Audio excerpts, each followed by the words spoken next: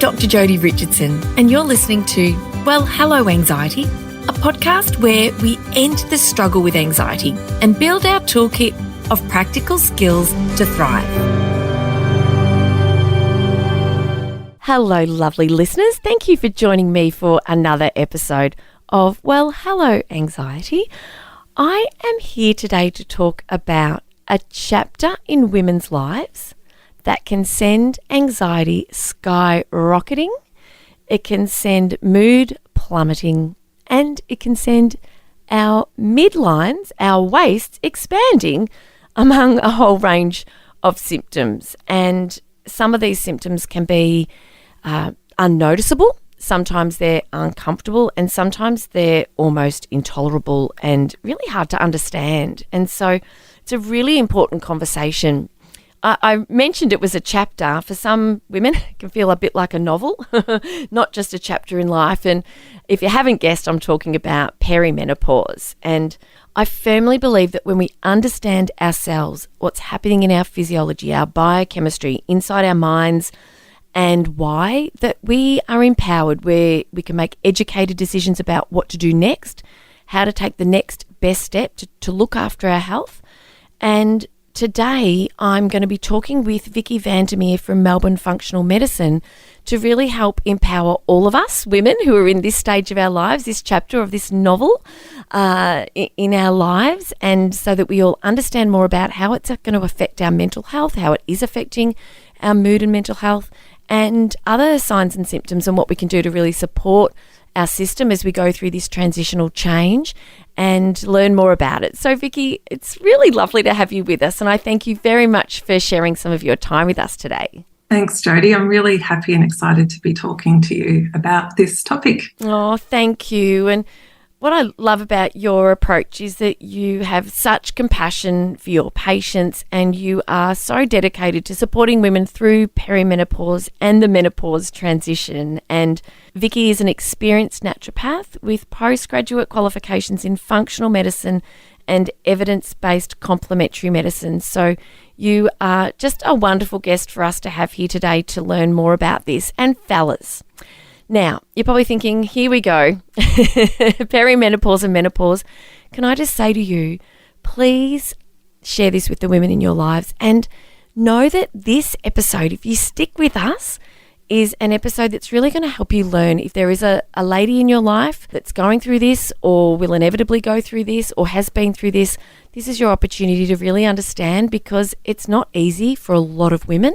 And the more that everybody around us as women going through this transition understand, the better off we all are, the better the family will function as well. So stay with us, or if you're going to excuse yourself from this episode, then I'd love to have you back with us next week. So, Vicki, thank you so much once again. I wonder if you could start by talking to us about, the definition, I suppose, of perimenopause, please. Perimenopause is actually the period of time leading up to a woman's last menstrual period, and it's sort of defined as starting when a woman starts to experience some changes to her menstrual cycle. So often when women say that they're going through menopause, what they're actually referring to is that they're transitioning through perimenopause. Right. So it can be quite a long time, like from the time that a woman starts to experience changes to her cycle until her last period. Like, it could be a time frame of 10 years. For other women, it could be a lot less time than that, but it most definitely is not a short, over and done with time in a woman's life. It's a significant amount of time in a woman's life. It is, isn't it? And I love that these days we are much more open to talking about it, and that there are summits and seminars and a lot of professionals who are really open and discussing and educating and empowering women through this change, because there was a time when talking about periods and the menstrual cycle was taboo, it was embarrassing, and 50% of the population menstruate, and that same group of women will have that menstruation come to an end, which is of course, menopause, and this perimenopausal time can be really hard for so many women, can't it? What sort of things are you seeing with your clients? Well, first of all, like I agree with you, Jodi. Like it seems like menopause, perimenopause is having its time in the sun, a renaissance time, and a lot of people are much more happy to talk about it these days in the media, in mainstream media. But the symptoms that we see are really wide and varied, which I think is what can make it really difficult for a woman to recognise that she could be perimenopausal, because the tricky thing to understand is that a lot of the symptoms may not be connected to your period. They can be connected to other body systems. And what we'll be talking about today, obviously, is the effect that it can have on our mental health. But also you can experience changes to your energy, to your immune system. The classic symptoms that women report and that are well known are the hot flushes, night sweats, insomnia, like changes to ability to sleep, which isn't pleasant. Obviously, can be changes to libido. There is a long list. Yeah, there are so many, and it's interesting. I was having a chat with a couple of girlfriends the other night, and one of them was referencing the night sweats, and she'd had multiple pajama changes overnight, but not experiencing anything through the day. And the other friend that I was chatting with was like, "Oh, I haven't experienced anything yet." And of course, there are signs and symptoms that are more commonly understood to be associated with perimenopause. And I love that you've also said that they're not necessarily associated with the menstrual cycle. And so I wonder what are some of the things that women, because I guess women are sort of questioning, am I or aren't I in perimenopause? Is this happening for me or not? And so what are maybe some of the early signs, or are there early signs or things that women can look out for to help them to kind of know if they're sort of starting through that transition phase? I mean, the obvious one is the change to the menstrual cycle, but beyond that, quite significantly, one of the major things is changes to mood.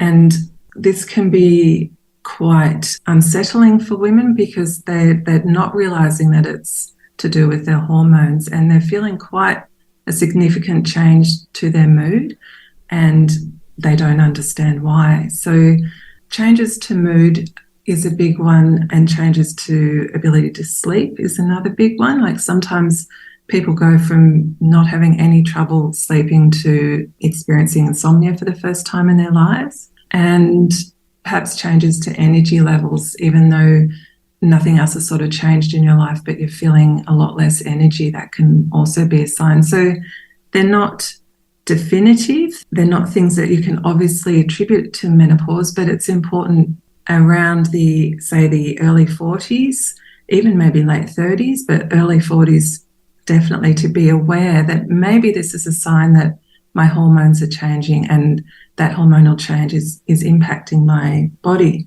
Because it can be difficult when you go to the doctor to sort of capture all of those different symptoms that you're experiencing, there is actually a perimenopause and menopause checklist available, and you can print it off, and it's got a lot of the different symptoms on there. It's available from the Jean Hales website. Oh, yes, yeah. And it's a really handy tool to use that you can sort of hand to the doctor and say, these are all the various different symptoms that I'm experiencing. Could it be due to perimenopause? Oh, I really appreciate that you've shared that resource, because it gives women an opportunity to give themselves some insight, but also when you do go to the GP and you're having kind of a range of things that are happening and you can't quite put your finger on why, it can be hard to sometimes remember all of the things that you might have experienced that sent you to the doctor's appointment. And sometimes doctor's appointments are stressful. Yeah. And so you might not be able to think exactly of all the things that have sort of been going on. So a checklist is such a good idea. And one of the other symptoms that, ironically, I neglected to mention is brain fog. So brain fog is a very big perimenopausal symptom that a lot of women experience. And that's where the checklist can be extra helpful, because you've got it all in front of you, because you are likely to experience that brain fog under the stress of the doctor's appointment. Oh my gosh, that's right. And just off air for a moment ago, I was having a foggy moment myself. But yeah, no, it's really helpful. And I often say to parents, if you're going to the GP with your concerns about anxiety in your family or with one of your children, it's really nice to have taken some notes and take those in. It enables you to more clearly articulate what it is that you've been observing and get the most out of that appointment in terms of information and feedback and understanding. And so, I've got so many questions for you. And one of them I want to go back to is when you said about initial changes with the menstrual cycle. What are those initial changes that women will start to see when this perimenopause transition is beginning, and what's happening with the hormone levels as those changes are occurring? Often the cycle shortens. So often a woman will have had quite a reliable cycle every 28 to 30 days or so, but then she starts experiencing it's closer to 21 days or it's 24 or 25 days. There's a variability in the number of days apart that her cycle is. The other big symptom that women can experience at this time is more blood loss, so a heavier period. And I do need to say that we can't just assume that that's due to perimenopause. It should be checked out to make sure it's not due to something else, such as fibroids, for example. But as a result of the hormonal change, a woman can get heavier periods and they can become often closer together, or sometimes you might skip a period or it might stretch out to like 40 days, for example. Yes, okay. The thing that's causing these changes, the underlying cause, is a change in your reproductive hormones, your estrogen and progesterone levels mainly. Whereas before we've had a reliable cycle where estrogen has peaked in the middle of our cycle and then declined in the later half of our cycle, often around this time, perimenopause, estrogen's on a roller coaster and it's going up and down all throughout the cycle. So there's not that reliable surge and ebb of hormones that our body's used to. And that is something that means a blood test is a bit tricky, isn't it, when it comes to hormones, because it's a timestamp of where a hormone level might be, but that could change. Yes, so it represents what your hormones were doing on the day that you had that blood test. But in perimenopause, the very next day, they could be in the opposite direction. Where they were low, they could be high. So you can definitely use it as a guide. It might be useful information, but it's very difficult to use hormone results from a blood test to define or diagnose perimenopause. Yes. As you mentioned about the change in the cycle and the increase in blood loss, you have really touched on my own personal experience. And so I'm 49 and I can't remember how many years ago it was, but I had an endometrial ablation because my menstrual flow was just out of control. And what I didn't know at the time, and when I spoke to the doctor about it, it wasn't suggested that this was a normal change associated potentially with perimenopause. It just wasn't discussed. And my mum had had an ablation. I'd remembered that she'd had similar experiences and I'd never had any problems with my period in the way that I was having. And it was just days where you couldn't leave the house and really restrictive and really difficult and awful. And so I guess because my mum had had an ablation, that it was something that I was aware of, and I told my doctor that this was not working for me and I needed to do something, and so the ablation was scheduled and I had it. And so basically my period ended and never returned, which was a dream come true. But I look back now and I think my body was going through a very natural change. And whilst an ablation, a procedure is a very significant kind of thing to undergo, and whether or not I would have made a different decision had I understood more about what was happening with my cycle, I'm not sure. I certainly am very, very happy with the decision that I made, but just that knowledge wasn't there. I didn't have that understanding, and I was anemic. It was clearly affecting my quality of life in significant ways.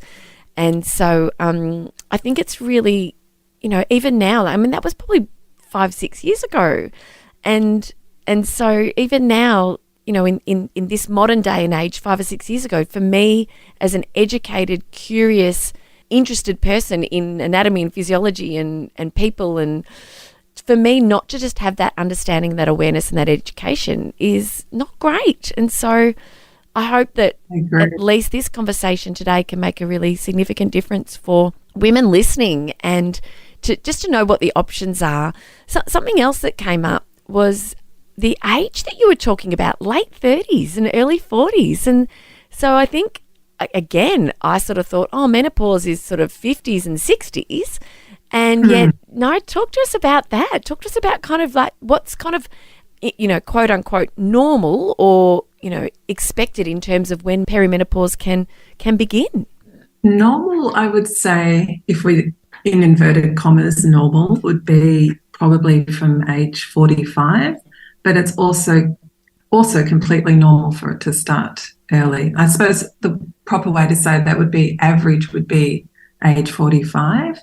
But in order to get that to that average, there are also a lot of women who experience it at a much younger age. So, 40, 41 or 42. And it does mean that that's the start of their perimenopause. They could still be having a period 10 or 12 years later. It's just that's when the hormones are starting to change.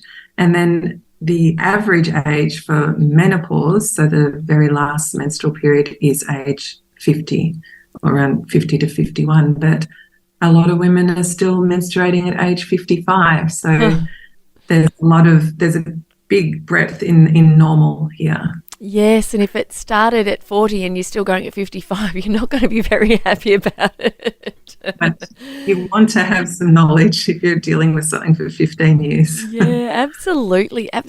And it is, and that's the thing.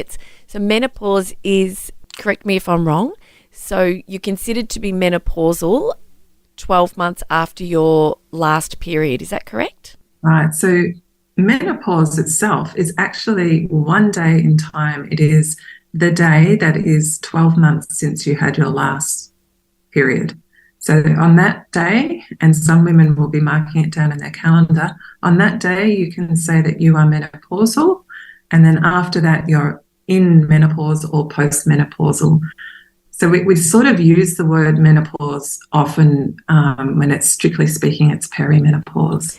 Yes, you've really clarified that so beautifully, because like you say, it is one day, it is a date, and I've known women who had that calendar entry coming up and then all of a sudden 6 months without a period, and the period comes and like, oh no, I have to start again. I just want this to be done.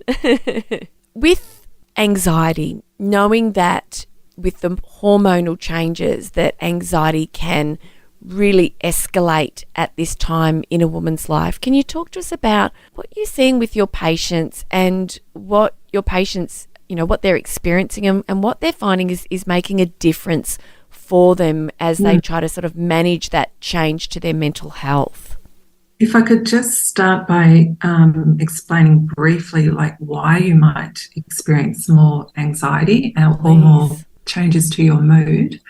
It's because you have changing levels of estrogen. And what we may not realize is that estrogen, we know that estrogen is involved in perimenopause, and we know that estrogen levels change. What we may not realize is that doesn't just affect our reproductive organs. It has a massive impact on our brain.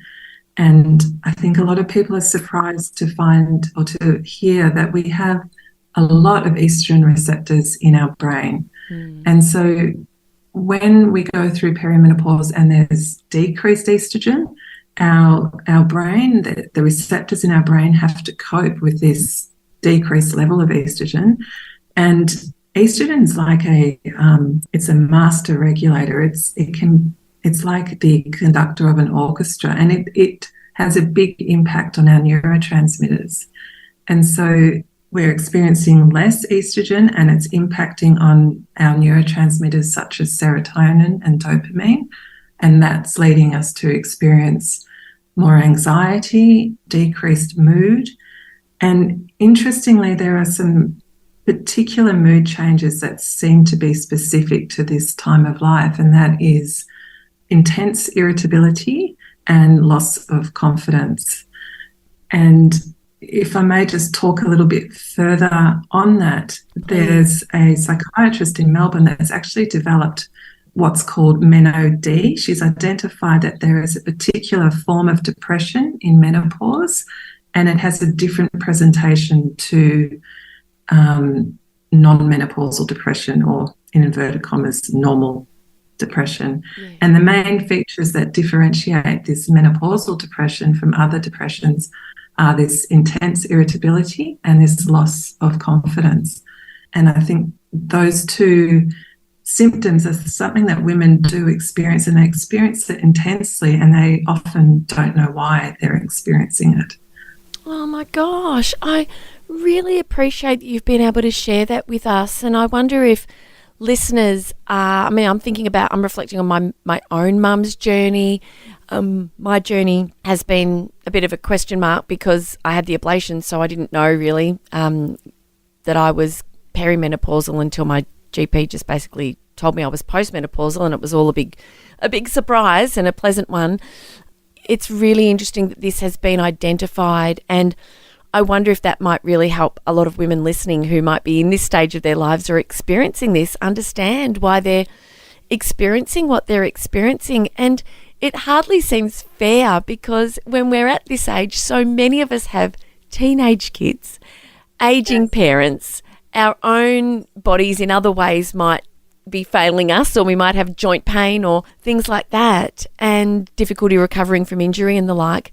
Not only that, we're often at a really important stage of our careers professionally because of the stage of life that we're in. So it hardly seems fair, but despite the fact that, we do know that life throws lots of curveballs, and this is one that's well understood, not so much a curveball, but just a part of being human, being a woman, and having this understanding that intense irritability, that change in mood, that lack of confidence associated with other things that are going on. If you're not sleeping well, then of course that's going to have a ripple effect during the day as to how you feel and how you cope with challenges. So having these insights, Vicki, is so powerful, and I really appreciate you being able to share this with us, because it just makes a difference when you go, right, I understand myself more, and I guess the next step is, what can I do? But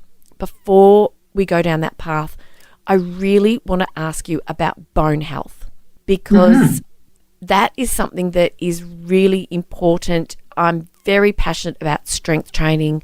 It's been a huge part of my life. I remember in high school in PE learning, and look, I haven't really looked at this in a long, long time. I haven't looked at the research, so please correct me.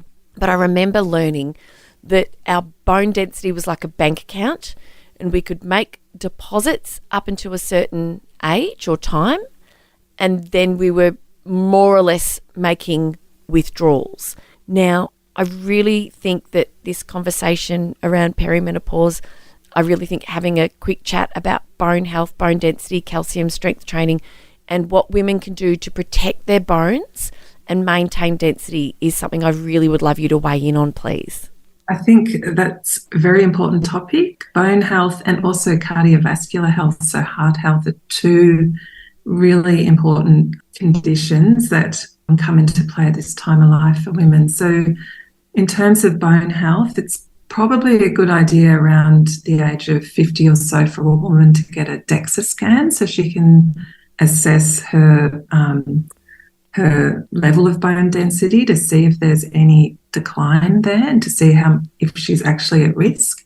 But like you say, you cannot overestimate or underestimate the importance of weight-bearing exercise. It should be built into our daily lives. It should be number one in terms of self-care, weight-bearing exercise, because that's going to do so many things. It's going to help our bones, it's going to help our heart, it's going to help our mood. And then maintaining good vitamin D levels is essential. So getting a blood test to work out if you do have adequate vitamin D, and if not, then taking a supplement is really important. Ensuring that you have adequate calcium intake is really important also, but we need that good levels of vitamin D in order for calcium to be able to enter our bone and do its work there. So, you raise a really important point of the importance of a woman taking care of this aspect of her health at this age. Thank you. The age that we reach peak bone density is either late teens or early 20s. So we need to be protective of our bone density from then on. Absolutely. And for those of us that are parents of daughters, I think that's really a good reminder for us to ensure that their calcium intake is high, that they're getting plenty of exercise that really helps to sort of strengthen that bone density. And whilst this is not a podcast around bone density, of course, and these types of health challenges, of course, what we know is that if we don't take care of ourselves through our lifespan, then the challenges that can come, for example, with osteopenia as the bone density reduces, or osteoporosis when it gets to a certain level of lower density, that can really affect our mood and our mental health as well, because there's fear. There's a lot of fear around falling or breaking a bone, or how we're going to cope, how we're going to continue to be able to do all the things that we want to be able to do. So it's all very, very much related. So I really, really appreciate your expertise around that too. So Vicki, can you tell us, please, what's the role of hormone replacement therapy in this transition through perimenopause towards menopause at this time of women's lives? Well, very interesting question, and a question that has been controversial over the years. Hormone replacement therapy, or it's now rebranded as menopausal hormone therapy, or MHT, Right. received a lot of bad press several years ago and led to a lot of fear around potentially getting breast cancer or increased cardiovascular risk with taking the hormones. What we know now is that the analysis of that study that was done all those years ago was flawed. And the really big thing to know is that the actual hormones themselves that we have now in Australia and in other parts of the world are completely different to those forms of the hormones that we used back then. So we have what's called body identical hormones that we can use, estrogen and progesterone, in the same form that our body makes. So we know that there is a lot less risk profile with these forms of these hormones. It's not that there's no risk, but there is very low risk. And these hormones can be life-changing for some women. The point, I think, to also understand is that it's not, do I do it naturally or do I do it with hormones? You can take the hormones and do all the other self-care things as well. Some women try to tough it out and tough out those symptoms and not get relief from them because they don't want to take their hormone therapy. But it's an individual choice, but it's one worth exploring with your doctor. Vicki, you mentioned before about the option for women to take care of themselves more naturally, to have the option to use menopausal hormonal therapy if necessary, and that a great suggestion to go and have that conversation to learn more about what the options are, because there can be a lot of suffering through perimenopause, and there doesn't have to be. There are options that women have to choose from. When you mentioned about taking care of ourselves through this stage of our lives, what sort of things can you recommend that can make a difference that women can do to really kind of ease some of the symptoms or help with their sleep, or just make this period of time, which can be not so much a chapter and sometimes a bit of a novel, to make it so much easier to move through? There is a lot that you can do for yourself. In order to do that, though, I think women need to place themselves first. And often for women, that is a challenge for women to realise that they have to place their health and their self-care first in their life and give it priority. I just like to say that up front because Yes. some women really struggle with doing that. Doing things the way that we work at Melbourne Functional Medicine is we work on the 4 pillars of health, and they're really basic things like sleep, what you eat, what movement you do, and how you handle stress. And those 4 pillars are very important during this perimenopause transition. And if you can put things into place in each of those 4 pillars, it will do enormous things to support yourself through the transition and hopefully even decrease some of those symptoms. So things like prioritizing your sleep, being aware of sleep hygiene and not cutting corners and thinking that you can get by with less sleep when you actually need more, so making it a priority. Like we said before, getting regular movement, weight-bearing movement, really important, and maybe also incorporating some more relaxing movement as well, like some yoga or something that resonates with you, something that's calming to the nervous system. With food, there's actually a lot that we can do, and that's another whole topic because you can increase your intake of particular compound in plants called phytoestrogens, and that can be quite an important, helpful and effective strategy to relieve some of your symptoms that you might be experiencing. And then the other big one, but they're all big ones, is learning some good stress management techniques, because nurturing your nervous system and keeping an equilibrium in your nervous system is also going to go great lengths to controlling some of your symptoms, such as the hot flushes, insomnia, etc. Oh, the hot flushes seems to be the thing that is so debilitating for women. Yes. I wonder if you could, just before we finish up, share a little bit about what causes it and one perhaps additional idea that women could try if that's something that's really interfering with sleep or making life during the day pretty difficult. We don't know exactly what causes it. We think it's a surge in estrogen or a surge in another hormone called luteinizing hormone. So there's a hormonal surge that happens around the time of a hot flush. Right. What we do know is a woman who is more relaxed with less stress in her life is less likely to have hot flushes. I always say to my patients, like, if you were on a desert island, obviously not too hot island, but a lovely palm tree island with somebody taking care of all your needs, I don't think you would have as many hot flushes as what you're having now. Okay. There is a connection with stress, not always, but often there is.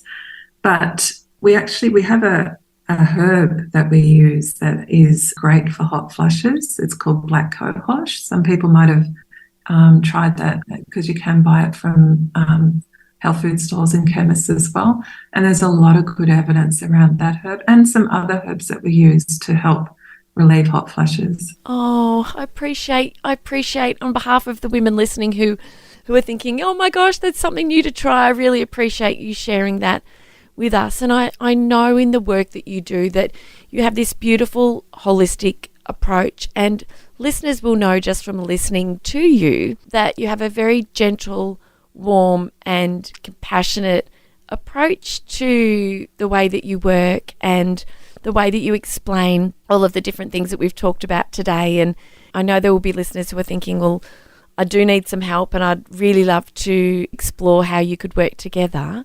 Vicki, you've shared so much with us, and unfortunately our time is coming to a close. But for listeners wanting some extra support, you're with Melbourne Functional Medicine, and obviously that's here in Victoria, but you do work with people globally, don't you, through the wonders of modern technology? Yes, we do a lot of work online with telehealth, and even people that come and see us in Melbourne for their initial consultation, often for their subsequent consultations, we work with them online. So, yeah, location is no barrier. It's not anymore, and that's such a relief, because it is really nice, I think, when you are reaching out for help for something as personal as it can feel for some women going through this transition, to feel a sense of comfort from having listened and learned from somebody like yourself can make quite a difference. So it's nice to know that no matter where you are, if Vicki feels like the right person to support you, then please reach out, and we'll put the details of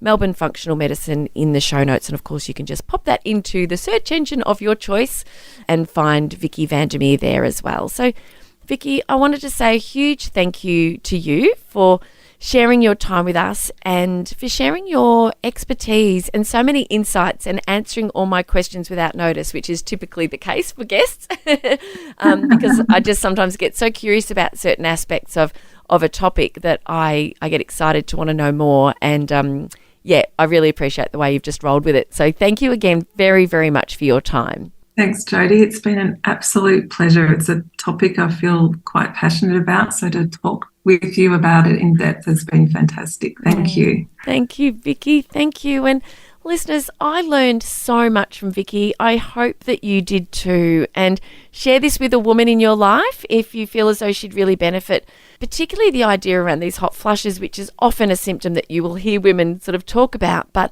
knowing that there is so much more that's happening in the body and in the brain, and just having that understanding, I think it's so powerful. So always a joy to create these episodes for you. Thank you again for sharing your time with me, and I'll be back with another brand new episode next Wednesday. All right, take care and I'll see you then. Bye. Thank you so much for joining me for this week's episode. If you enjoyed it, please subscribe and leave a review. To keep the conversation going, I'd love you to join me over on Instagram. You'll find me at Dr. Jodi Richardson. Also, if you'd like a copy of my free 5-day mini email course, Calm Your Anxious Brain, then jump over to my website, drjodirichardson.com, and you can sign up down the bottom. I've really enjoyed having your company. Thanks so much. See you next time.